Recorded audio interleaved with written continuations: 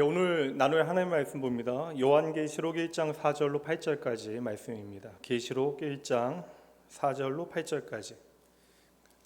아무래도 이제 좀 강해 설교니까요. 좀 차근히 본문도 살피고 그러니까 좀 펴놓으시면 훨씬 더 유익하긴 합니다.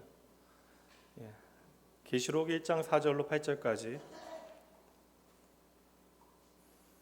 말씀 제가 읽을게요.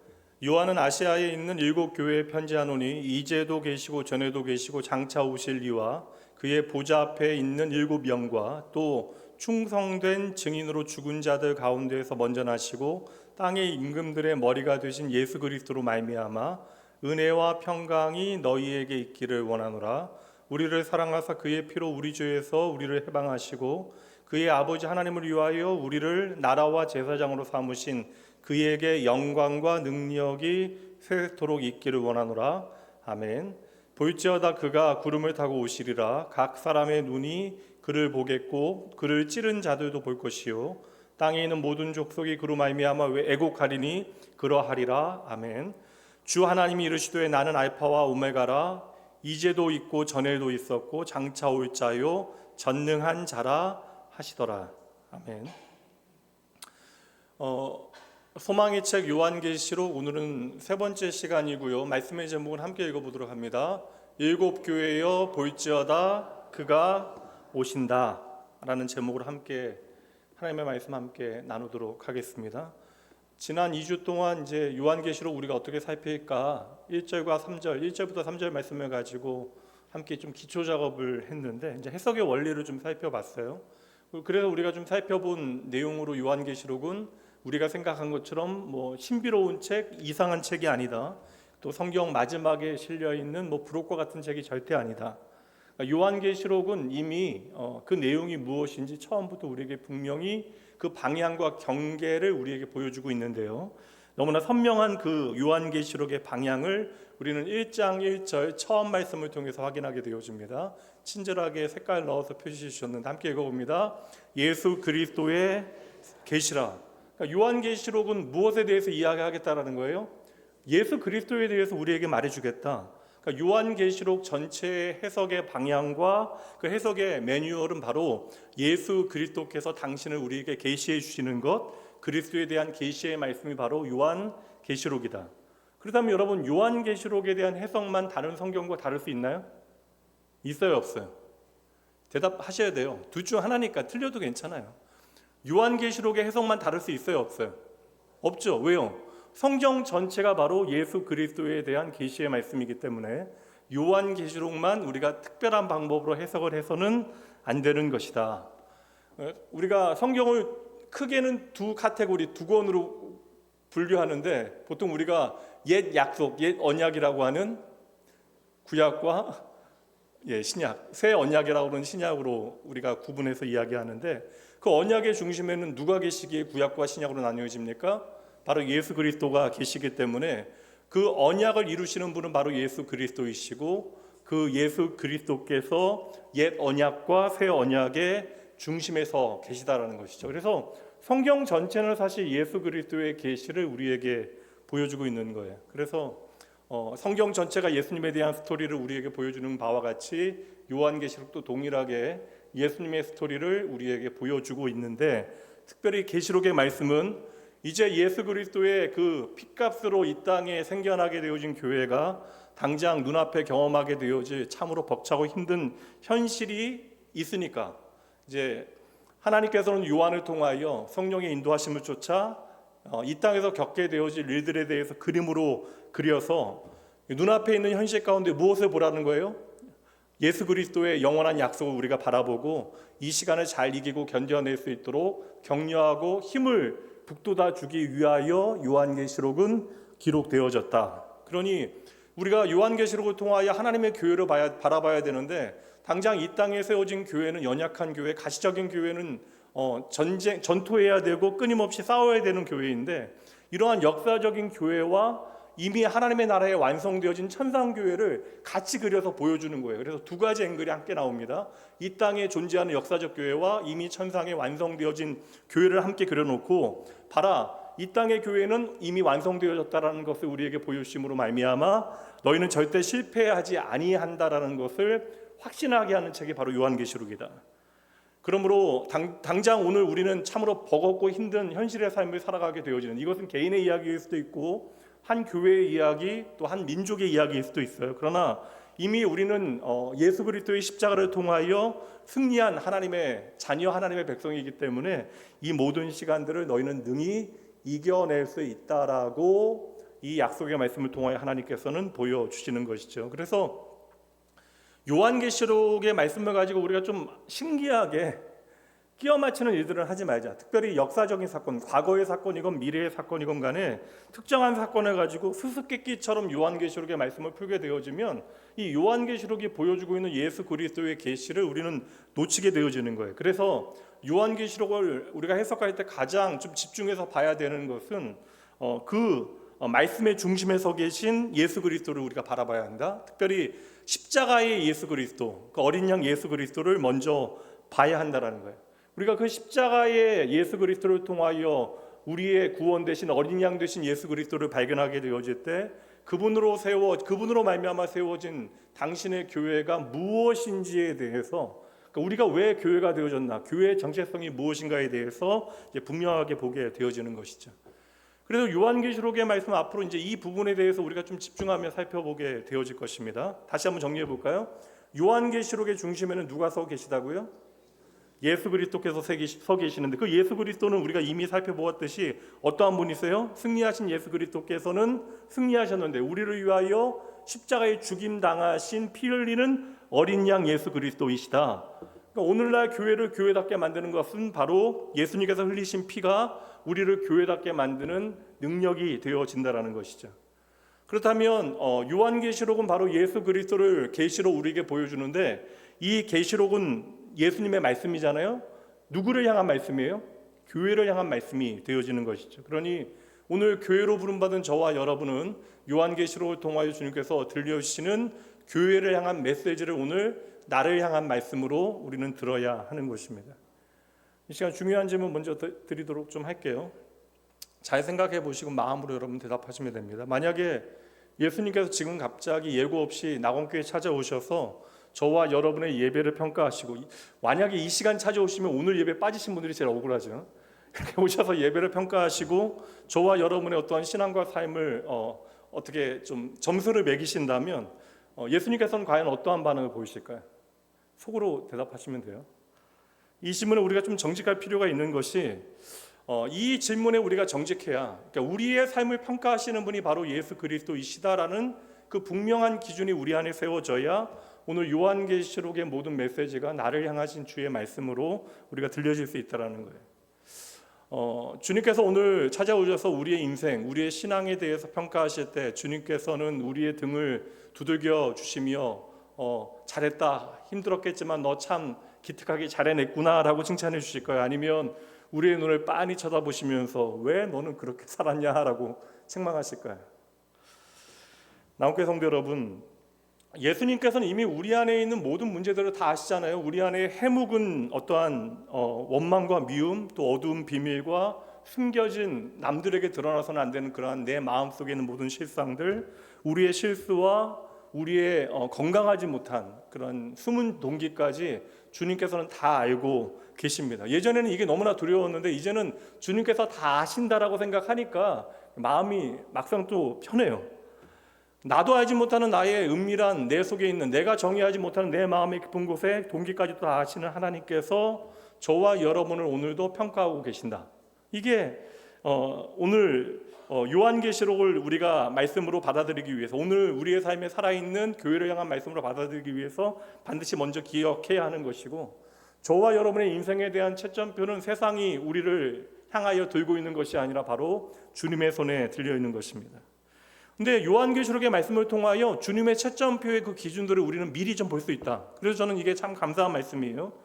그러니까 요한은 내가 죽고 난 다음에야 주님 보게 되어질 거라고 생각했는데, 주님께서 요한의 눈에 나타나셔서 각 교회들을 향한 평가를 직접 해 주시는 것입니다. 어느 교회를 향해서는 나무랄 것 없이 너희가 너무나 잘했다라고 하는 그런 칭찬으로부터, 어느 교회를 향해서는 참 한심하고 딱하다라고 하는 진단까지 주님께서는 칭찬과 책망을 교회들을 향하여 아끼지 아니하셨다라는 것이죠. 그리고 실제로 그 당시에 존재했던 7교회 성도들에게 주님께서는 그들의 예배와 섬김과 삶의 모든 이야기들을 당신의 십자가의 삶을 통하여 증명해내신 그 구원의 실체가 되어지는, 제가 항상 말씀드리는 구원은 우리의 삶에 실제하는 믿음과 소망과 사랑으로 드러나야 되는데, 우리의 신앙과 삶이 과연 그 구원의 실체가 되어지는 믿음과 소망과 사랑의 기준을 따르고 있는지 주님께서는 이 요한계시록의 교회를 향한 평가의 말씀을 통하여 오늘 우리의 삶을 진단하시고 확인하고 계신다는 것이죠. 그러니 여러분, 이 말씀을 앞으로 우리가 계속해서 살피게 되어질 터인데, 교회들을 향한 말씀을 통해서 우리가 과연 주의 복음의 말씀에 합당한 믿음의 삶을 살아가고 있는지 점검해 봐야 합니다.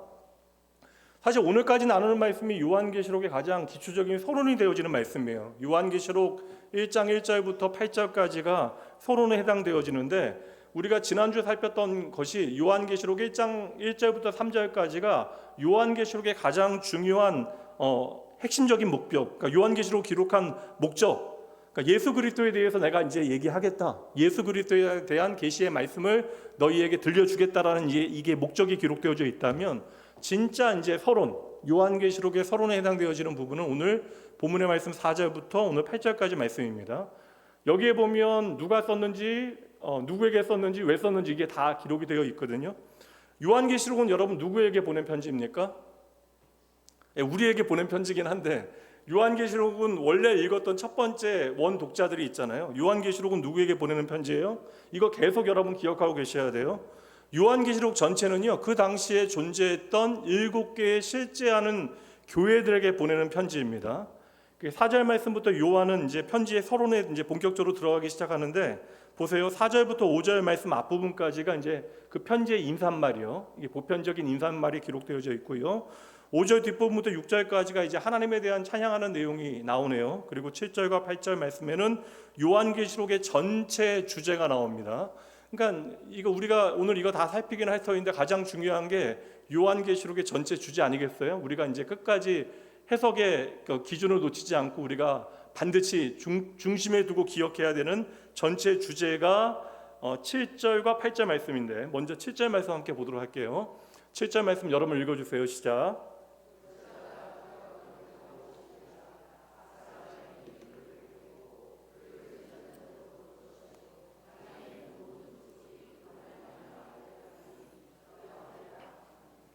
주제가 좀 분명하긴 한데, 여러분 가장 여러분 눈에 들어오는 말씀이 뭐예요?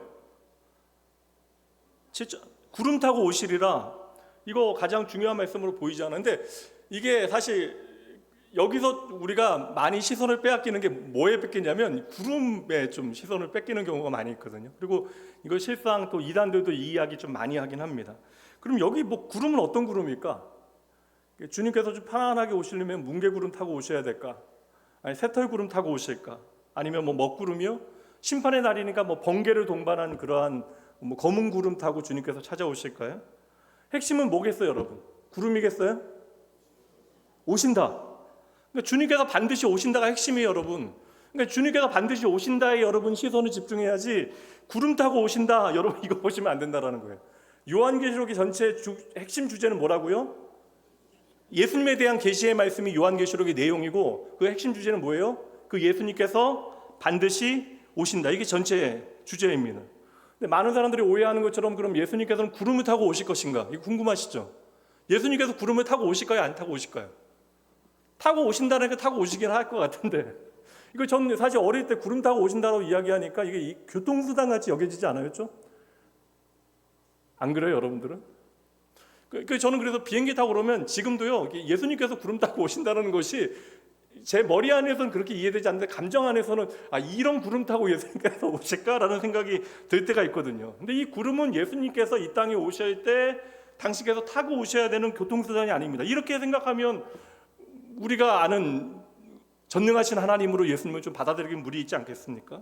만약에 구름 타고 오실 주님을 우리가 기대하게 되어지면 어느 날은 우리가 주님 안 오실 거라고 생각하면 돼요? 구름 하나 없는 날에는 주님께서 절대 안 오실 거 아닙니까? 구름 하나 없는 날에는 그럼 주님께서 안 오신다라는 것이 오늘 본문의 말씀의 의도일까? 그럼 이 구름이 무엇인가에 대해서 좀 우리가 이해할 필요가 있는데, 이거 사실 요한계시록을 해석하는 중요한 해석의 원리가 되어지는 것이고 앞으로 여러 상징들을 해석하는데 이러한 원리가 동일하게 좀 적용이 되어져요. 그래서 이 구름의 의미가 무엇인가에 대해서 여러분들에게 오늘은 좀 설명드릴게요. 사도행전 말씀 보도록 합니다. 사도행전 1장 11절 말씀입니다. 오후 시간이니까 함께 성경 읽어볼게요. 이르되 갈릴리 사람들아 어찌하여 서서 하늘을 쳐다보느냐 너희 가운데에서 하늘로 올리우신 이 예수는 하늘로 가심을 본 그대로 오시리라 하였느니라.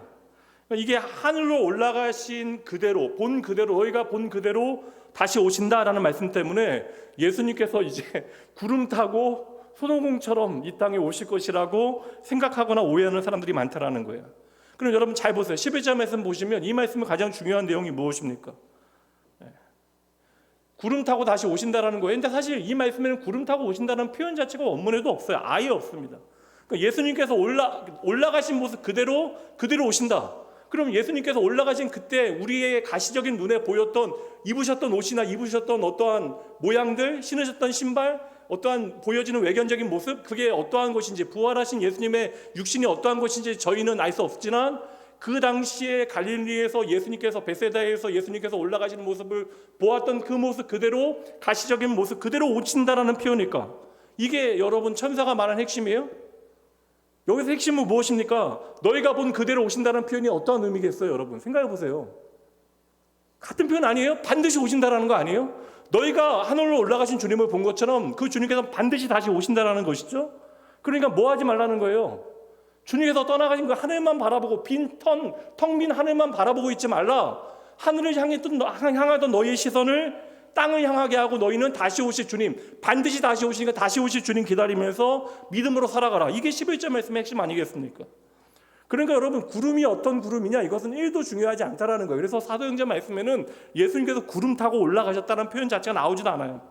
사실 그리고 엄밀하게 이 표현을 해석하게 되어지면 저도 지금 사실 번역을 좀 바꾸는 것도 괜찮다. 구름을 타고 오신다라는 표현이 핵심이 아니라 구름과 함께 오신다라는 표현으로 해석하는 것이 훨씬 더 좋은 표현이에요. 근데 그렇다면 이스라엘 백성들 이 성경을 요한계시록의 말씀을 처음 읽게 되어졌던 초대교회 성도들에게 이 구름이라고 하는 이미지가 있을 거 아니에요. 그러니까 이 구름이라고 하는 이미지가 유대인들에게 어떠한 이미지였을까? 우리가 구약 성경의 말씀을 통해서 우리가 살펴보면 좀 도움이 될 것 같아요. 구약 성경에서 구름은요 하나님의 임재와 영광을 우리에게 보여주는 중요한 상징이 되어집니다. 출애굽기 40장 34절 여러 말씀에 등장을 해요. 이 말씀 함께 읽어봅니다. 시작. 보세요. 하나님과 하나님의 백성이 만나는 그 자리에 죄악된 인간이 하나님의 영광 가운데 들어갈 수 없으니까 하나님의 회막, 하나님의 성막이 완성되어졌을 때 성막 안에 구름이 가득합니다. 그러니까 그곳에 하나님께서 임하셨지만 죄인된 인간은 하나님의 영광 앞으로 나아갈 수 없어요. 그래서 하나님이 계시는 임재한 그 성막 안에 구름이 가득하게 되어졌고 이것 때문에 사람들이 그 안으로 들어가지 못하게 되어졌다. 신약 성경 말씀에도 한 군데 보도록 할게요. 마태복음 17장 5절입니다. 함께 읽습니다. 말할 때에 호련히 빛난 구름이 그들을 덮으며 구름 속에서 소리가 나서 이르시되 이는 내 사랑하는 아들이요 내 기뻐하는 자니 너희는 그의 말을 들으라 하시는지라. 이거 예수님께서 변화산에서 영광스럽게 변화되셨던 그 모습이거든요. 그러니까 당신의 영광을 제자들에게 보이셨던 그 장면에 무엇이 와서 주님을 덮어요? 빛나는 구름이 와서 주님을 덮었다. 그러니까 예수 그리스도께서 참 하나님이시며 참 인간이신 예수님께서 당신의 신성을 하나님 되심을 보여주시는 그 장면에 그 빛나는 구름이 와서 예수님을 덮어 보이지 않게 하였더라. 그러니까 이 구름이라고 하는 것은 하나님의 영광과 하나님의 임재를 상징하는 거예요. 그러니 이스라엘 백성들에게 구름이라고 하는 것은 여러분 하나님이 예수님이 타고 다녀야 하는 그 하나님이 타고 다녀야 되는 교통수단이 아니었다라는 것입니다. 사실 이게 얼마나 유치해요. 예수님께서 구름을 타셔야 오실 수 있다. 이건 상상 자체도 좀 웃긴 것입니다. 말씀드린 대로 이스라엘 백성들은 구름이라고 하는 이미지를 생각하게 되어지면 하나님의 임재와 하나님의 영광을 떠올리게 되어지는 거예요. 그래서 예수님께서 구름과 함께 오신다, 구름을 타고 오신다라는 것은 이제 하나님으로서 예수 그리스도께서 이 땅에 다시 오시게 되어지심을 우리에게 상징적으로 보여주는 표현이 되어지는 것이죠. 그러니까 우리만 이 이후에 초대교회 이후의 사람들만 오해했죠.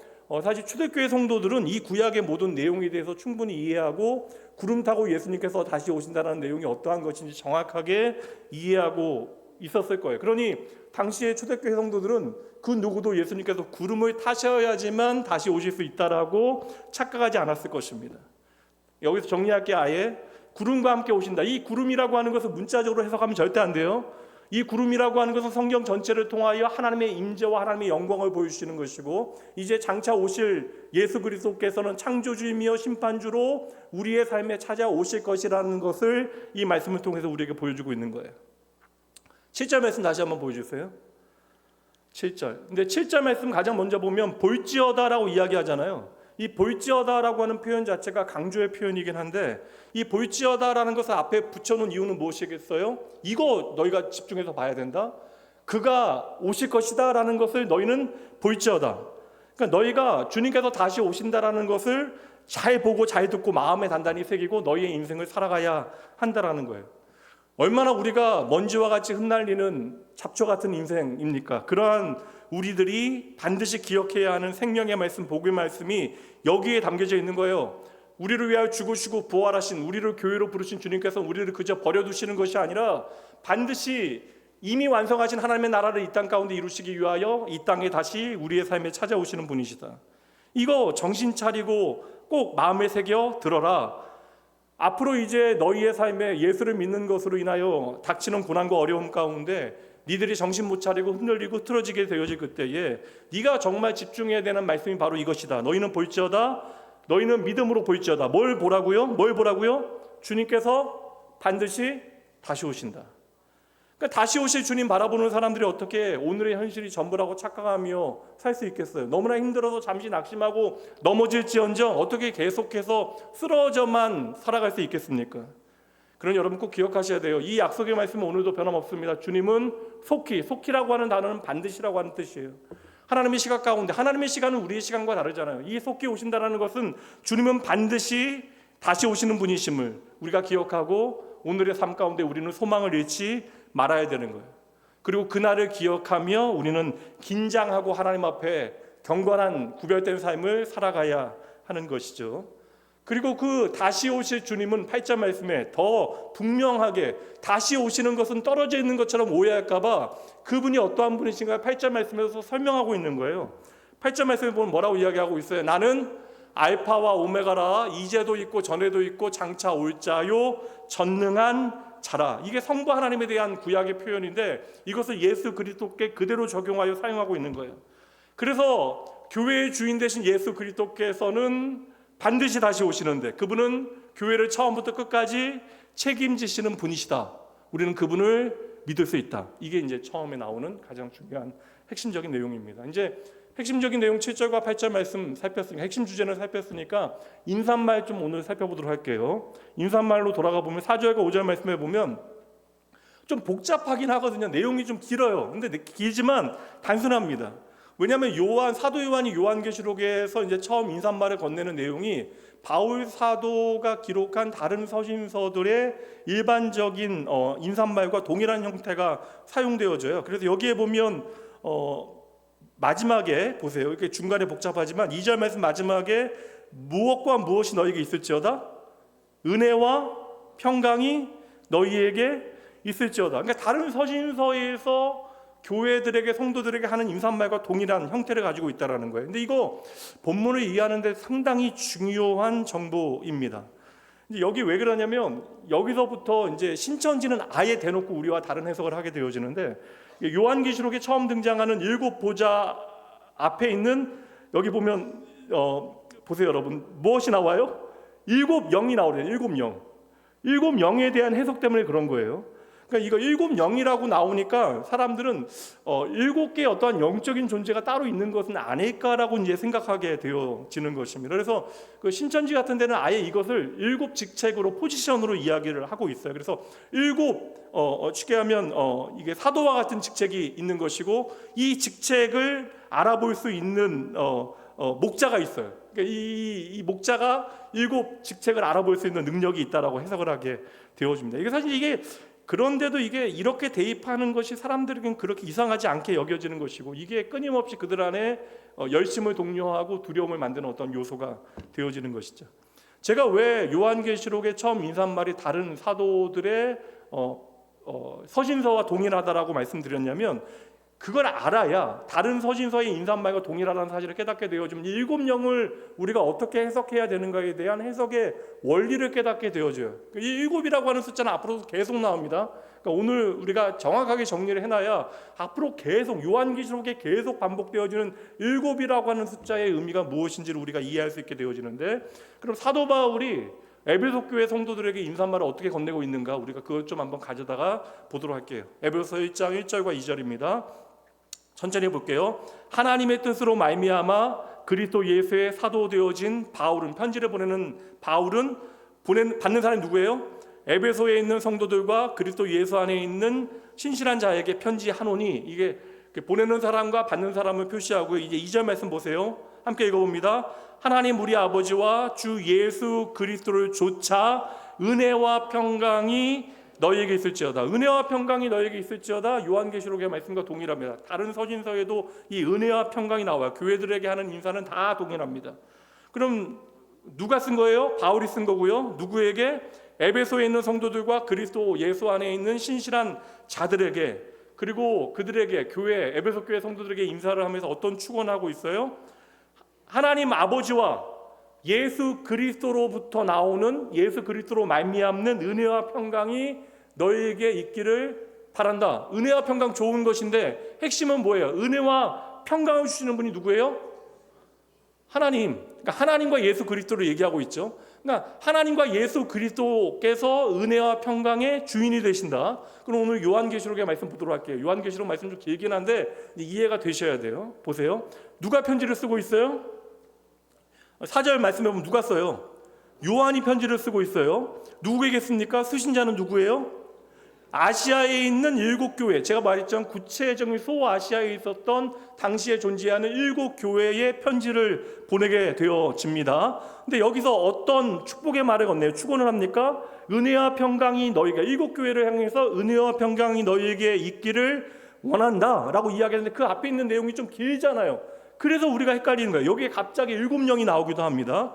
보면 여기에 사실 전치사 아프라고 하는 전치사로 세 존재가 등장을 하는데, 첫 번째는요, 이제도 계시고 전에도 계시고 장차 오실 이로부터 은혜와 평강이 너희에게 있을지어다. 이게 첫 번째고, 그의 보좌 앞에 있는 7 영을 통하여 은혜와 평강이 너희에게 있을지어다. 세 번째는 또 충성된 증인으로 죽은 자들 가운데서 먼저 나시고 땅의 임금들의 머리가 되신 예수 그리스도로 말미암아 은혜와 평강이 너희에게 있기를 원하노라. 그러니까 이 세 가지 세 존재가 등장하게 되어지는데, 세 번째는 우리가 알겠잖아요. 마지막에는 아예 대놓고 나오잖아요. 누구로 말미암아? 예수 그리스도로 말미암아. 근데 첫 번째는 이제도 계시고 전에도 계시고 장차 오실 분이래요. 두 번째는 그의 보좌 앞에 있는 7영과, 이걸 한꺼번에 묶어놓는 게 아니라 다 앞으라고 하는, 뭐뭐로부터라고 하는 전체사를 일부러 다 붙여가지고 세 개의 존재를 다 구별해서 설명하고 있는 거예요. 근데 에베소 말씀에서 은혜와 평강을 주시는 분은 누구예요? 하나님이시잖아요. 하나님, 예수 그리스도와 하나님이시잖아요. 그러면 여기서도 세 분이 누군지는 잘 모르겠지만 이건 다 누구를 이야기하는 거예요? 하나님을 얘기하는 거죠. 여하튼 예수님 하나님이세요, 아니에요? 여러분 이거 다 얘기해야 돼요? 성령님 하나님이세요, 아니에요? 하나님이시잖아요. 우리의 삼위일체 하나님. 그러니까 이게 은혜와 평강을 주실 수 있는 분은 누구밖에 없다라는 거예요. 그러니까 이거 7영에 대해서 이야기했던 7영을 7사도나 7 특정한 직책이나 사람으로 이야기하면 돼요, 안 돼요? 절대 안 돼요. 근데 그들에게는 이것은 좋은 일이죠. 왜요? 은혜와 평강을 줄 수 있는 직책, 은혜와 평강을 줄 수 있는 대상, 그렇게 이해를 해서 설명을 한다라는 것이죠. 근데 성경의 해석의 원리에 따라 생각해 보면 이것은 특정한 직책에 있는 특정한 사람들, 어떠한 시대에 존재했던 어떠한 대상들이 절대 아니라는 것입니다. 그래서 성부 하나님과, 이 말씀은 성부 하나님과, 두 번째는 성령 예수님, 그리고 성령 하나님, 그리고 성자 예수님을 통하여 나오는 은혜와 평강이 너에게 있기를 바란다라고 하는 인사말인데, 여러분 잘 보셔야 되는 게 뭐냐면 성부, 성자, 성령 하나님을 다양한 방법으로 표현할 수 있잖아요. 근데 왜 그러한 다양한 방법으로 부르고 표현하느냐? 그것은 우리에게 그분이 어떠한 분이신가를 교훈하기 위해서 의도적으로 하나님의 이름을 다양하게 우리에게 표현해서 보여주고 있는 거예요. 그래서 성경은 하나님이 어떠한 분인가를 우리에게 계시하기 위해서, 드러내기 위해서 하나님의 다양한 이름을 우리의 언어에 담아서 설명해 주시는 것인데, 보세요. 처음에 나오는 이제도 계시고 전에도 계시고 장차 오실 분이 바로 성부 하나님을 보여주시는 것이고, 제가 설명할게요. 그리고 중간에 그의 보좌 앞에 있는 7영은 누구겠어요? 영 나오면 누구겠어요? 성령님이신데 왜 성령님을 7영으로 표현했는가? 이것도 설명드릴게요. 마지막에는 충성된 증인으로 죽은 자들 가운데서 먼저 나시고 땅의 임금들의 머리가 되신 예수 그리스도. 그러니까 다른 서신서와 동일한 거예요. 은혜와 평강을 주실 수 있는 분은 성부, 성자, 성령, 하나님. 그러니까 하나님 한 분만이 은혜와 평강을 주의 몸된 교회와 성도들에게 주실 수 있다. 그러니까 은혜와 평강이라고 하는 것은요, 은혜는 여러분 값없이 주시는 하나님의 선물이잖아요. 그리고 값없이 주시는 하나님의 그 선물을 우리의 삶에 풍성히 누려 우리의 마음이 누리는 상태를, 그러니까 은혜를 우리의 삶에 풍성히 누리는 상태를 평강이라고 이야기하고 할 수 있는 거예요. 하나님의 은혜를 우리의 삶에 누리게 되어진 상태가 평강입니다. 그러니까 주의 몸된 교회가 그 은혜와 평강을 풍성히 누리기를 지금 이야기하는 것이고, 이것은 오직 하나님께로부터 우리에게 주어지는 것이다. 그러니 문장이 좀 길긴 하지만 좀 복잡한 것 같긴 하지만 이것은 결국 하나님 한 분을 우리에게 보여주고 있는 거예요. 첫 번째 다시 한번 좀 정리를 해볼게요. 이제도 계시고 전에도 계시고 장차 오실 분, 두 번째 그의 보좌 앞에 있는 7영, 세 번째는 충성된 증인으로 죽은 자들 가운데 먼저 나시고 땅의 임금들의 머리가 되신 예수 그리스도, 그분을 통하여 은혜와 평강이 주어진 것이다. 성부, 성자, 성령 하나님을 통하여 은혜와 평강이 주어진 것이다. 근데 이러면 아예 처음부터 아버지 하나님과 성령님과 예수 그리스도를 통하여 은혜와 평강이 주어진다라고 쉽게 이야기하면 되는데, 왜 성부, 성자, 성령 하나님을 이러한 방식으로 사도 요한이 설명을 했을까? 제가 처음 말씀드린 이제 성부 하나님에 대한 표현이 뭐라고요? 성경 보시고 뭐라고요? 뭐 이렇게 모르세요? 이제도 계시고 전에도 계시고 장차 오실 분. 그러니까 이제도 계시고 전에도 계시고 장차 오실 분이라고 하는 표현을 통해서, 이분을 통해서 은혜와 평강이 너에게 주어진다라고 성경이 이야기하고 있는데, 이거 영어 성경 보면 좀 의미가 분명해지긴 하거든요. 이제도 계시고, 그러니까 지금도 계시고 전에도 계시고 장차 오실 분, 이것은 스스로 계시고 스스로 계셨고 장차 임하실 분이라고 하는 그런 뜻인데, 여러분 스스로 있는 자라고 하면 여러분 많이 들어보지 않았어요? 어디서 좀 처음 보셨어요? 출애굽기. 누구 생각나세요? 모세. 40년 동안 광야의 먼지와 같이 살아갔던 모세의 삶에 주님께서, 하나님께서 찾아오셨을 때에 모세에게 자신을 소개하신 그 말씀이 출애굽기 3장 14절 말씀에 나옵니다. 한번 읽어보죠. 하나님 모세에게 이르시되 나는 스스로 있는 자이다. 이거 말씀 반복해서 주시면서 모세가 내가 애굽에 가서 하나님을 이야기해야 되는데 누가 나를 보내서 이곳에 왔나요? 라고 이야기할 때 나는 무엇이라고 대답하여야 하겠습니까? 라고 이제 모세가 하나님께 묻게 되어지자 하나님께서 유명한 이야기를 하시죠. I am that I am, I am who I am. 나는 스스로 있는 자라고 이렇게 표현하십니다. 이거 시제가 그냥 현재형이기도 하고 미래형이기도 한 거예요. 그래서 여러분 이게 되게 중요한 표현인 것이 유대인들의 표현 방식이에요. 성부 하나님에 대해서 이렇게 표현을 합니다. 그러니까 이제도 계시고, 그러니까 오늘도 계시고 어제도 계시고 장차 오실 분으로 성부 하나님을 구약 성경에 보면, 그리고 유대인들의 많은 문서에 보면 성부 하나님이 이렇게 표현하고 있다라는 거예요. 그래서 여러분 막상 유대인들은요 여호와라고 하는 이름, 야훼라고 하는 이름 자체를 부르지 않았어요. 그러니까 하나님의 이름에 사실 쉽게 얘기하면 점을 제대로 찍지조차 않았어요. 자음이 어떻게 됐는지조차 그들이 입에 담지 않을 정도로 하나님의 이름을 부르는 것을 좀 두려워했기 때문에 하나님을 그들은 그들의 방식대로 표현을 했는데, 그것이 바로 이제 주님이라고 표현하기도 하고 다양한 표현들이 있겠지만, 유대인들은 이제도 계시고 전에도 계시고 장차 오실 분이라고 하는 표현으로 성부 하나님을 떠올리게 되어졌다. 그러니까 이제도 계시고 전에도 계시고 장차 오실 분이라고 하는 표현을 통해서 애굽에서부터 과거에 우리를 구원하신 그 하나님을 기억해내고, 그 하나님 오늘도 우리의 삶에 역사하고 계시기 때문에 우리는 오늘도 안전하고 내일도 그분 안에서 평안할 수 있다라는 사실을 이제 고백해낼 수 있게 되어지는 거예요. 그래서 다윗도 이러한 고백을 하고 시편 말씀에도 이러한 고백들이 이제 등장하게 되어지는데, 여러분 말씀 한 구절 더 보도록 할게요. 이사야 41장 4절 말씀입니다. 이 일을 누가 행하느냐, 누가 이루었느냐, 누가 처음부터 만대를 불러내었느냐, 나 여호와라. 함께 읽습니다.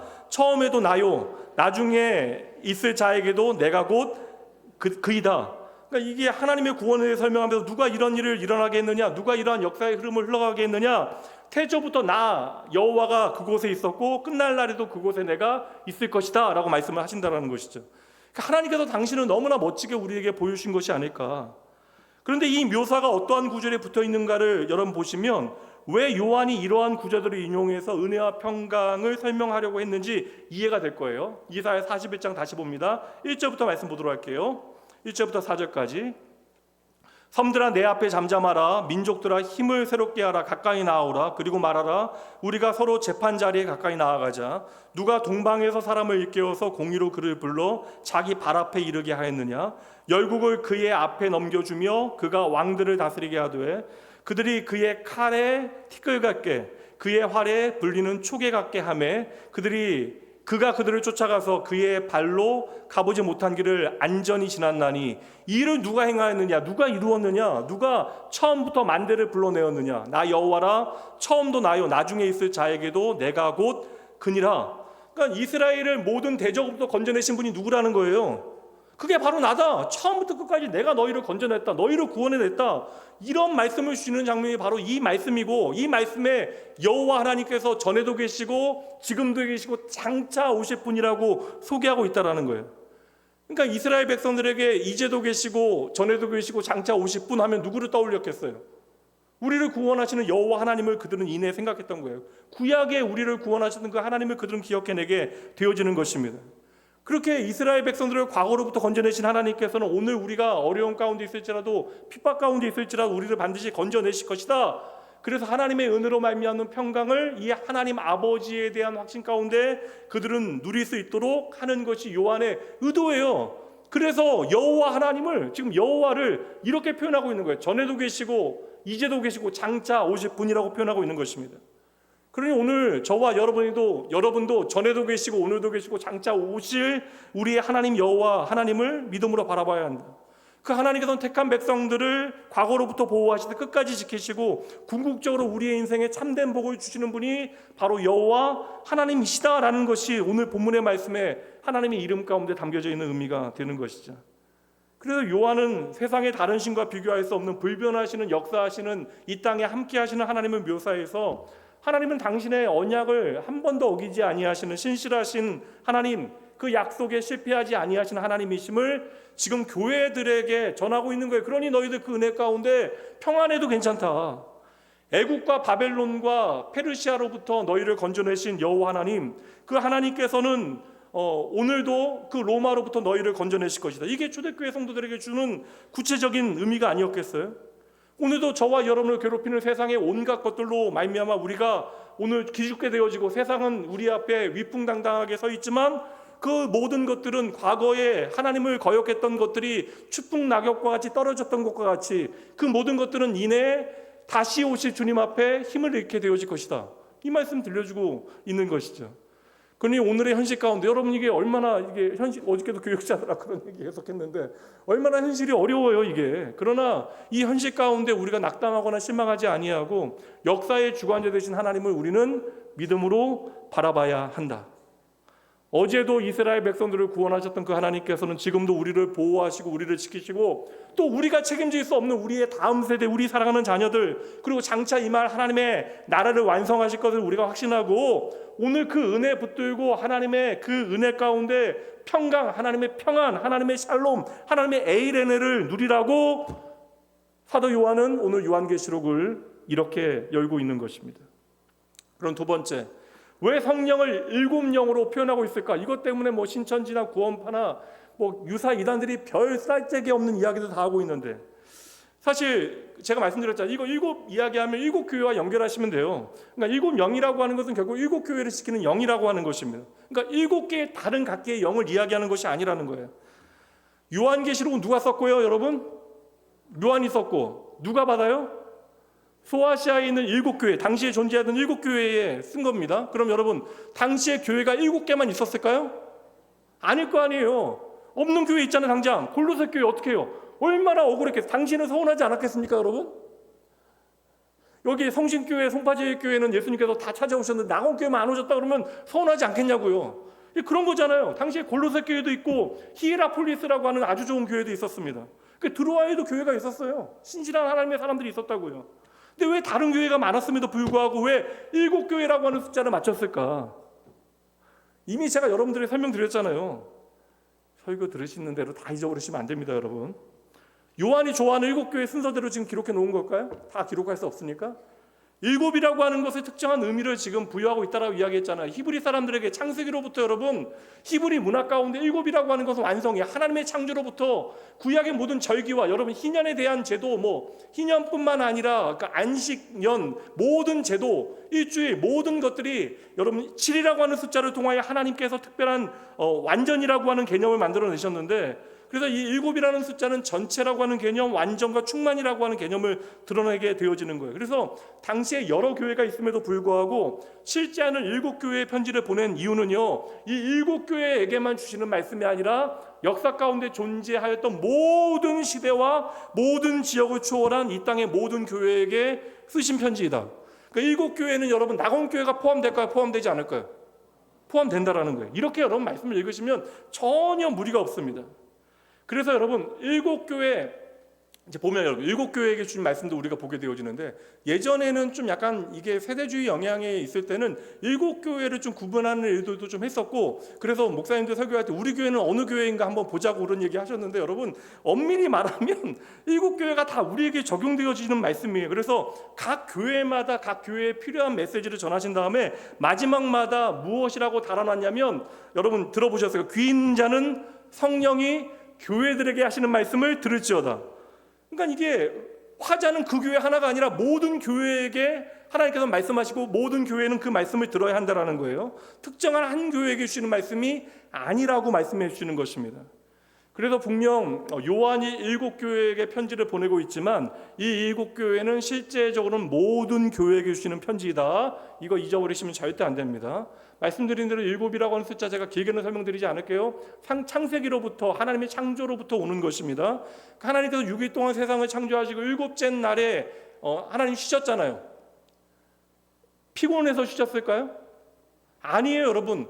그 안식은 누구를 위하여 하나님께서 열어놓으신 은혜의 자리입니까? 창조하신 저와 여러분을 위하여. 그러니까 안식은 하나님이 피곤하셨기 때문에 쉬셨다라고 하는 의미가 아니에요. 6일간의 창조가 완성되어졌기 때문에, 손댈 것 없이 하나님 보시기에 심히 좋았기 때문에 하나님의 창조 안에, 그 완성되어진 하나님의 창조 안에 하나님의 형상대로 창조된 저와 여러분이 함께 동참할 수 있도록, 그러니까 하나님께서 이 세상의 왕으로 등극하시는 왕이 대관식에 우리가 참여하여 즐거움을 누리고 우리가 그분을 우리의 왕으로 인정해 드리는 일을 하는 것이 하나님의 안식이에요. 그러니까 우리가 단지 이 안식일, 주일은요, 우리가 쉬기 위해서 존재하는 것이 아니라 하나님께서 창조하신 이 세상은 완전하시다, 우리를 향한 하나님의 뜻이 온전하시다라는 사실을 인정하는 것이 참된 안식을 누리는 것이고, 이것이 오늘 우리가 드려야 되는 참된 예배의 의미가 되어지는 것입니다. 예배는 그래서 우리 마음대로 드릴 수 없는 거예요. 우리는 이 예배의 자리에서 오늘 이 자리에 임재하시는 우리의 인생의 진짜 왕이 되신 주님을 만나고 그분을 인정해 드리는 것이 우리의 예배의 중심이 되어져야 하는 것이죠. 이렇게 7이라고 하는 개념을 우리가 정확하게 정리하고 나면 여러분 아시는 요한계시록 가장 무서운 내용들이 뭐예요? 7인 떼는 장면, 7 나팔 부는 장면, 그리고 7 대접 붙는 장면 너무나 무섭잖아요. 그거 가지고 막 길거리에서 전도하고 막 나눠주는 것도 보면 너무 무섭죠. 그림도 무서워, 막 너무 무서워. 근데 제가 말씀드리고 싶은 건 뭐냐면, 사실 미국에서 요새 뜨고 있는 신사도 운동하는 그 유명한 요새 젊은 목사 한 명 있거든요. 예언도 하고 막 그런 사람인데, 그 사람 얼마 전에 이제 6번째 대접 부어졌다고, 이제 조금 있으면 7번째 대접 부어질 거라고 이야기해요. 근데 저는요, 이게 7인이 이게 다 상징인데 7인이 다음에 7 나팔, 7 대접, 이게 여러분 시간적인 순서가 아니에요. 시간적인 순서를 우리에게 보여주는 것이 아닙니다. 하나님의 종말의 때가 반드시 가까워오고 있다는 것을 상징적으로 우리에게 그림 문자로 그려서 보여주는 거예요. 그러니 이것을 시간으로 해석하는 것은 해석이 아니에요. 여러분. 엄밀히 말씀드리면 이거는 협박입니다. 그 눈에 보이는 현상을 여러분 잘못 해석하고 있는 거예요. 이 부분은 여러분 제가 나중에 자세히 여러분들에게 설명드릴게요. 무서워할 필요 없는 게, 어느 지역에서 뭐 지금 쓰나미가 왔다는데 그런 거 생각하시면 안 됩니다. 요한계시록을 잘못 봐도 한참 잘못 본 거죠. 이제 7에 대한 개념은 더 이상 설명하지 않을게요. 혹시나 또 지금도 헷갈리는 분도 계실 수 있을 것 같아서 예를 좀 제가 들어드리겠습니다. 레위기, 구약 성경 보도록 하죠. 레위기 26장 18절 말씀.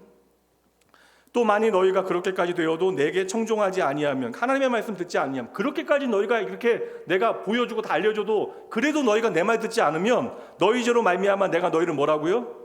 7배나 더 징벌하리라. 이거 여러분 이게 어떤 개념? 일곱 배라는 게 어떤 개념이에요? 만약에 우리가 한 대를 맞아야 돼. 그럼 7대를 맞으면 된다라는 개념이에요? 이건 7배를 너희에게 때리겠다, 너희를 벌하겠다라는 것이 아니라 그 벌의 중함을 이야기하는 거잖아요. 7이라고 하는 것. 그러니까 하나님의 법을 따르면 어떻게 돼요? 우리는요. 뭐 이렇게 어려워. 하나님의 법을 따르면 우리는 사망이죠. 하나님을 떠나게 되어진 우리는 사망이잖아요. 그러니까 하나님의 법을 떠나면 우리는 죽게 되어지는 것입니다.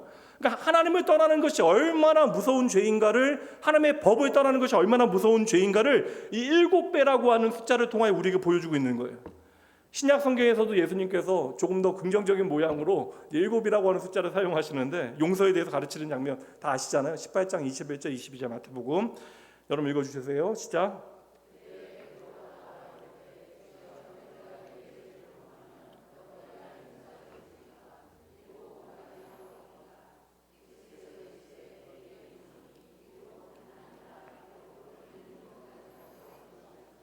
이 말씀이 이미 다 아시잖아요. 제가 여러 번 설명드렸으니까. 근데 우리는 끊임없이 주님 앞에 흥정을 하려고 한다고요. 그러니까 내가 이 정도 하면 주님께서 나를 칭찬하시겠습니까? 그러니까 우리는 계속해서 신앙을 어떤 율법적인 체계, 내가 무언가를 지켜서 얻어내는 세계로 오해하는데, 이 말씀에 70번씩 7번 어떤 의미예요? 70번씩 7번 나오니까 490번 내가 용서하고 그 다음부터 그 한 형제에 대해서 그렇게 해야 되는데, 이거 가능하게 이렇게만 살면 나온 게 천국이죠. 그렇죠? 이 의미는 무엇이겠어요, 여러분? 이거 무엇이겠어요, 여러분? 이 말씀하시고 예수님께서 1만 달란트 얘기하시잖아요. 내가 너희 그렇게 끝까지 용서하겠다. 이거 율법이 아니고 복음이잖아요, 여러분. 너희가 계속 잘못해도 내가 끝까지 너희도 용서하고 바른 길로 인도해낼게. 때로는 회초리를 때려서라도 너희들 제대로 돌아올 수 있도록 내가 너희들 사랑하고 용서할게. 너희들 붙잡을게. 이렇게 약속의 말씀을 주시는 거예요. 여기서 7이라고 하는 숫자는 그러니 여러분, 이게 숫자를 얘기하는 게 아니라 상징적인 개념이 되어지는 것입니다. 제가 계속 말씀드리지만 왜 7이라고 하는 숫자에 대해서 오늘 제가 이 시간에 강조하여 설명드리냐면, 요한계시록은 앞으로 7이라고 하는 숫자가 참 많이 나오기 때문에 그러합니다. 그러니 여러분, 오늘 나오는 7영은 무엇을 지키시는 분으로 성령을 설명하는 거예요? 이 땅의 모든 교회를 지키시는 분으로 성령님을 우리에게 소개하고 있는 것이죠. 그러니까 소아시아에 실제하고 있는 7교회, 그 교회는 이 땅에 존재하는 모든 교회를 가르치는 것인데, 그러면 성령님은 오늘도 무엇을 지키시는 분? 바로 교회를 지키시는 분이시다. 보좌에 앉아있는 7영은 바로 하나님의 교회를 지키시는 하나님의 영이십니다. 그래서 교회와 성령을 지금 연결하고 있는 거예요. 근데 예수님께서 또 다른 보혜사를 우리에게 주시겠다. 그러니까 예수 그리스도께서 바로 우리의 생명 되신다는 진리를 우리 안에 적용하시는 분이 바로 성령 하나님이시다. 그래서 오늘도 성령 하나님께서는 당신의 교회를, 하나님의 교회를 반드시 지키신다라고 하는 약속을 이 7영이라고 하는 말씀을 통해서 우리에게 들려주시는 것이죠. 그래서 성령님은 오늘도 교회를 지키시기 위하여 존재하시고 일하시는 분이십니다. 그래서 스가랴 말씀 보도록 할게요. 마지막 때에 대한 예언의 말씀인데요. 스가랴서 4장 6절입니다. 그가 내게 대답하여 이르되 여호와께서 스룹바벨에게 하신 말씀이 이러하니라. 만군의 여호와께서 말씀하시되 이는 힘으로 되지 아니하며 능력으로 되지 아니하고 뭐라고요? 오직 나의 영으로 되느니라. 구약의 스가랴 선지자가 마지막 때의 환상을 보게 되어지는데, 이것은 하나님의 교회, 그러니까 마지막 때와 하나님의 교회에 대한 환상이 되어지는 거예요. 하나님의 교회는 힘으로 되어지지 아니하고 능력으로 되어지지 아니하고 뭐라고요? 오직 나의 영, 성령으로 되느니라. 우리가 이 말씀 읽게 되어지면 하나님의 백성으로 우리가 주의 몸된 교회를 어떻게 살아가야 하는가를 재확인해야 하는 것이죠. 맞다, 우리는 하나님의 백성으로 나의 힘 의지하고 나의 자원 의지하고 내가 의지하는 다른 것들로 나를 증명해내는 것이 아니라 나의 능력으로 사는 것이 교회가 아니라, 우리는 무엇을 의지하게 되어질 때? 성령님을 의지하게 되어질 때, 성령 하나님의 인도하심에 따라 살아가게 되어질 때 우리는 비로소 하나님의 백성이고 하나님의 교회일 수 있다. 한번 따라해 보시죠. 우리는 교회입니다. 그러니까 우리가 교회이기 위해서는 우리 안에 누가 계셔야 돼요? 성령 하나님께서 우리 안에 계셔서 하나님의 빛, 그 진리의 빛을 우리 안에 비추어 주셔야 한다라는 거예요. 그래서 우리가 교회가 되기 위해서는 진리의 영되신 성령 하나님께서 우리 가운데 거하시어 우리 안에 들려주시는 그 말씀에 우리가 어떻게 해야 된다고요? 순종해야 된다고요. 이게 교회의 표지가 되어지는 것입니다. 그런데 정말 우리의 삶 가운데 성령 하나님의 그 인도하심을 따르는 하나님의 백성의 삶이 나오고 있는가? 이거 우리가 확인해 볼 필요가 있는 것이죠. 예수 그리스도께서는 십자가에서 우리를 교회 삼으시고 하늘로 승천하셨어요. 그리고 성령님을 우리에게 보내주셨죠. 그래서 성령 하나님께서는 교회된 우리의 삶에 찾아오셔서 우리를 이끌어 가시고 오늘도 우리를 참된 교회로 만들어 가신다. 그리고 요한복음 15장 26절 말씀에 예수님께서 성령님을 아예 이렇게 우리에게 소개해 주십니다. 함께 읽어보시죠. 시작. 내가 아버지께로부터 너희에게 보혜사 곧 아버지께로부터 나오시는 진리의 성령이 오실 때에 그가 나를 증언하실 것이요. 성령께서 임하시어 지키시고 인도하시는 이 땅의 참된 교회는 어떠한 교회인가? 진리 되신 성령 하나님께서 우리로 예수 그리스도만이 우리의 유일한 복음 되심을 인정하고 전하고 선포하게 하신다. 이게 교회의 사명이 무엇인가를 우리에게 정확하게 보여주고 있는 것이죠. 그럼 이 부분에 대한 결론입니다. 그렇다면 하나님께 영광을 돌리는 성도의 삶, 빛을 발하는 교회의 삶은 무엇이어야 돼요? 성령께서 우리 안에 비추어 주시는 진리를 반사해내야 돼요. 열심히 우리의 삶에 살아내야 하는 것입니다. 여러분의 삶의 자리에 성령께서 비추어 주시는 진리의 빛을 여러분의 삶의 흔적으로, 믿음의 흔적으로 남겨내야 하는 거예요. 오전 말씀대로 이야기한다면 세상 사람들이 여러분 보면서 야, 저렇게 세상을 사는 사람들도 있구나, 저들은 우리와 사는 것과는 무언가 다른 삶을 살아가고 있구나 라는 평가를 들어야 한다는 거예요. 때로는 그것이 비웃음으로 우리의 삶에 들려진다 할지라도 세상과 분명한 격차를 만들어내는 믿음의 삶의 이야기가 성령 하나님 안에서 우리 안에 흔적으로 남아야 한다는 것이죠. 그래서 여러분, 이 세상, 하나님이 없다 말하는 세상 가운데 그리스도인답게 우리의 인생을 살아가기 위해서는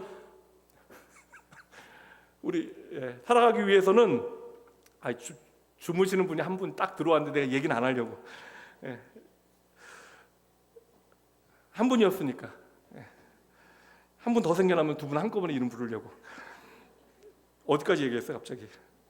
다른 삶을 우리가 살아가야 한다는 것이죠. 그러니까 예수 믿다 보면 세상에서 손해보고 억울한 일 당하는 것은 마땅합니다. 근데 그것을 억울해하지 않을 수 있는 이유와 근거가 어디 있느냐? 때로는 우리가 빛으로, 그리스도의 빛으로 우리의 인생을 살아가다가 지치고 힘들게 되어질 때 우리의 앞서 살았던 초대교회 믿음의 선배들의 삶의 이야기를 기억해내라는 거예요. 오늘 초대교회 성도들, 요한계시록을 읽게 되어지는 7교회 성도들, 모든 그 당시의 그리스도인들은 엄청난 박해와 고난을 당하게 되죠. 그리고 이후로 이제 이 고난의 진함은 더 짙어집니다. 이게 너무나 말로 할 수 없는 그 어려운 형편 가운데 그들은 살아가게 되어져요. 그렇게 힘겨운 핍박과 고난에 겁을 먹고 자신감을 잃어버리게 되어진 그들에게 요한계시록의 말씀이 들려지게 되어지고 이 말씀이 읽혀지게 되어졌던 것이죠. 그들만 이해할 수 있었던 복음의 메시지를 하나님의 약속의 말씀을 요한계시록의 말씀을 통해서 확인하게 되어지는 거예요. 그래서 오늘 내가 교회로 살아갈 수 있는 것은 나의 어떠한 능력이나 자원, 우리의 환경으로 되어지는 것이 아니라 바로 성령 하나님의 힘으로 되어짐을 깨닫고 오늘 우리는 이렇게 부족하고 결핍되어지고 연약하지만 심지어 우리가 지하 무덤 안에 들어가서 살아가는 것이 우리의 현실이지만 반드시 하나님께서는 하나님의 교회를 세우시겠구나 하며 안도의 한숨을 내쉬게 되어졌던 것이죠. 그렇게 하나님의 은혜 가운데 내가 평안하게 되어진 마음의 상태가 바로 그리스도의 평강이 되어지는 것입니다. 사실 제가 아내하고도 어저께 나누긴 했는데 참 이게 한 번 사람이 마음이 좀 삐딱하게 어려워지기 시작하면 이것저것 너무나 해석이 어려울 때가 많이 있어요. 속상한 마음들이 드는 현실들이 있습니다. 심지어 저는 이렇게 요사이 좀 우리 오래되신 우리 권사님들 좀 나이 들어가시는 것도 좀 속상하고 오전에도 잠깐 기도해 드렸는데 그냥 계속 아프신 것도 이렇게 좀 마음이 좋지가 않아요. 이게 하나님의 나라의 소망과 상관없이 함께 신앙생활하시는 분들이 이런저런 문제로 힘들어하는 모습을 지켜보는 게 목회자로 그렇게 편하지는 않습니다. 우리의 삶에 얼마나 우리가 해결하기 어려운 문제들이 산적에 있어요. 그리고 그러한 문제 가운데 지쳐 계신 분들이 얼마나 많이 계십니까? 그러나 우리의 삶은 이제도 오늘 말씀처럼 이제도 계시고 전에도 계시고 장차 오실 성부 하나님과 보좌 앞에 계신 7 영 되신 성령 하나님과 죽은 자들 가운데 먼저 나시고 땅의 임금들의 머리가 되신 예수 그리스도께서 이미 이기신 삶임을 여러분 믿으셔야 돼요. 그래서 우리가 오늘 흔들리는 것처럼 보이지만 우리는 예수 그리스도 안에서 하나님의 은혜로 말미암아 성령의 인도하심으로 이미 안전한 삶을 살아가고 있음을 여러분 기억하셔야 합니다. 저는 이렇게까지 강조하고 싶어요. 우리가 만약에 지옥 같은 삶을 살아가야 한다면 그 지옥과 같은 삶에 주님께서 반드시 함께 하심을 여러분 기억하셔야 합니다. 그러니 오늘 우리의 삶에 닥쳐 있는 모든 환경과 조건, 저도 이해되지 않는 형편들이 있어요. 이 정도 하나님 앞에 신실하게 살아가는데 왜 이렇게까지 인생이 꼬일까 싶은 그 형편들도 있습니다. 그러나 그 모든 형편과 상황과 조건들은 하나님께서 저와 여러분을 하나님의 나라까지 인도해 가시는데 반드시 필요한 하나님의 일하심의 자리임을 여러분 확신하셔야 돼요. 나온교회, 사랑하는 나온교회 성도 여러분, 우리는 성부, 성자, 성령 하나님의 인도하심을 받아 오늘도 하나님의 나라 천국을 향하고 있는 믿음의 순례자의 길을 걷고 있음을 여러분 꼭 기억하셔야 합니다.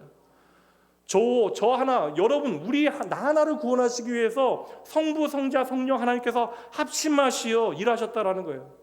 그래서 예수 그리스도의 보혈을 통하여 하나님의 약속을 이루시고 나를 하나님의 백성 삼으시되 오늘도 하나님의 참된 교회로 만들어 가시기 위하여 어제도 오늘도 내일도 끝까지 우리를 힘써 응원하시고 친히 우리를 도와주시고 평생 우리와 동행하시는 분이 성부, 성자, 성령 하나님이심을 여러분 믿으셔야 돼요. 그러니까 저는 여러분들에게 그냥 어느새 시간 지나면, 세월 지나면 나아지겠죠, 그러니 힘내십시오, 기운 내십시오, 그런 얘기 하지 않겠어요. 오늘도 저와 여러분을 구원하시고 우리의 삶을 인도하시고 장차 하나님의 나라 이룰 때까지 우리와 동행하실 그 하나님 집중하고 여러분 다시 힘을 내셔야 합니다. 오전 설교대로 이야기하자면 그래서 우리는 교회를 포기하지 말아야 하는 것이, 초대교회 성도들이 이 말씀을 통해서 여러분 하나님의 은혜와 평강을 누렸다면 오늘 저와 여러분도 그래야 돼요. 그래야만 합니다. 하나님의 나라는 반드시 속히 임하게 되어질 거예요. 하나님께서 그 일을 행하시는데 누가 막을 수 있겠습니까? 다시 한번 마음에 꼭 새기셔야 합니다. 하나님께서는 이미 그리스도의 십자가, 함께 읽어볼까요? 써주셨네요. 시작. 하나님께서는 이미 그리스도의 십자가를 통하여 완성된 하나님의 나라의 복음을 가지고 우리에게 역동적으로 찾아오고 계십니다. 그 하나님께서는 지금 성령님으로 우리와 함께하고 계십니다. 그러니 여러분, 하나님은 교회된 우리를 반드시 당신의 목적 가운데 하나님의 뜻대로 이루어 가실 것을 꼭 기억하시고 하루하루 하나님 앞에 믿음을 담대히 살아내시는 주의 아름다운 교회 되시길 주님의 이름으로 축복합니다. 기도하시죠. 살아계신 하나님 아버지, 오늘도 말씀으로 우리 가운데 임하시어 예수 그리스도의 계시의 말씀을 보게 하시니 감사합니다. 주여, 이제도 계시고 전에도 계시고 장차 오실 성부 하나님의 사랑 안에서 보좌 7명이신 교회를 지키시는 성령님의 도우심으로 말미암아 충성된 증인 되시며 죽은 자들 가운데 먼저 나신 주 예수 그리스도의 은혜로 이제 저희를 믿음 가운데 단단히 서게 하여 주시옵소서. 저희도 종종 하늘만 바라보며 오늘의 순종을 미루었습니다. 저희들 상황이 아닌 하나님으로부터 우리에게 주어진 은혜와 평강을 잃어버리고 당장의 눈앞에 어려움과 조급함에 저희의 마음과 삶이 너무나 흔들렸습니다. 주여, 내가 흔들리고 넘어질 때에 주의 말씀 다시 읽고 듣고 지키는 복 있는 자의 자리에 있게 하여 주시옵소서. 어려울 때에 어린 양의 보혈로 나를 죄에서 자유케 하시고 이제로 영원히 주의 몸된 교회로 살게 하심을 기억하고 하나님 찬양하고 예배하며 감사하게 하여 주시옵소서. 저희들의 인생이 이 땅이 전부가 되어지지 아니하고 볼지어다 그가 구름과 함께 오시리라 약속하신 말씀 붙들고 종말의 시간표에 매어 사는 인생이 아니라 오늘 내 삶에 임재하신 주님만 바라보며 두려움이 아니라 예배와 담대함으로 오늘 우리에게 주신 이 은혜의 날들을 살아갈 수 있도록 주여 함께하여 주시옵소서. 오늘 이 시간 주님을 향하여 드려진 감사와 소원의 예물 아버지 위에 주님께서 함께하여 주시고 하나님 이들의 삶의 주인 되어 주시되 오늘 주님 앞에 간절히 소원하고 간구하며 감사하는 이들의 삶의 모든 고백들이 하나님을 향하여 살아있는 예배 되어질 수 있도록 이들의 삶을 주장하여 주시옵소서. 우리의 삶의 알파와 오메가 되시어 우리의 일상 가운데 은혜와 평강을 넉넉히 부어주시는 우리의 생명 되신 예수님 이름으로 축복하며 간절히 기도합니다.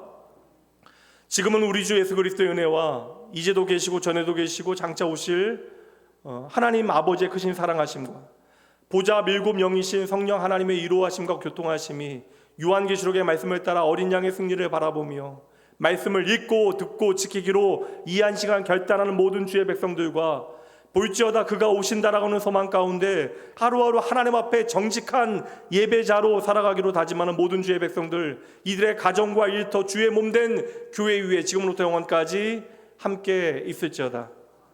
아멘. 잠시 기도하시고 돌아가시죠.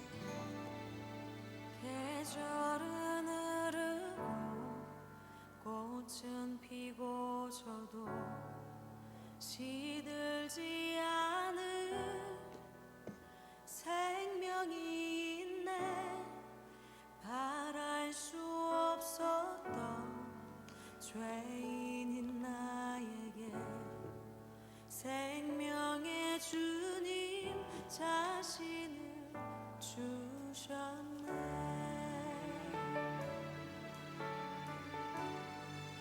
계절은 흐르고 꽃은 피워져도